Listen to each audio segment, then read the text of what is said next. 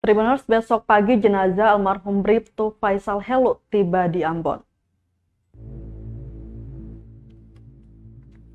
Jenazah almarhum Bribtu Faisal Helut, anggota Polresta Pulau Ambon dan Pulau-Pulau Lease yang bertugas di Polsek Pulau Haruku saat ini berada di Rumah Sakit Polri Kramat Jati dan dijadwalkan tiba di Ambon Rabu 23 Februari 2022 besok.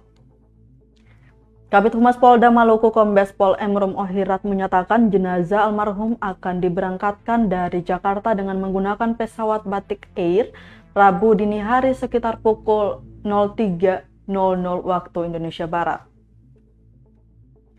Lanjut dikatakan jenazah Bribtu Faisal Helut akan dimakamkan di Taman Makam Bahagia Kapahaha, Ambon.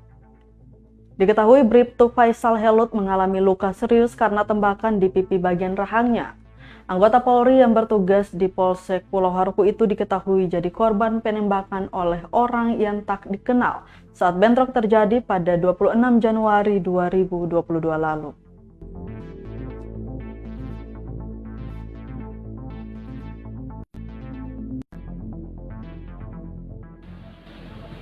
Bapak Kapolda hari ini sementara tadi ketika almarhum meninggal dunia, Bapak Kapolda sementara dalam perjalanan ke Jakarta dan sudah tiba dan sementara berada di Rumah Sakit Kramat Jati.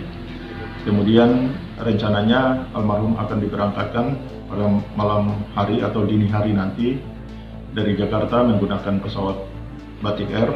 Kemudian setelah di bandara akan dilakukan upacara penjemputan, kemudian akan dibawa ke rumah duka di Kebon Cengkeh untuk disemayamkan di sana, dan selanjutnya akan direncanakan untuk diupacarakan pemakaman di Taman Bahagia Kapaha dengan Inspektur Upacara Bapak Wakapolda Maluku.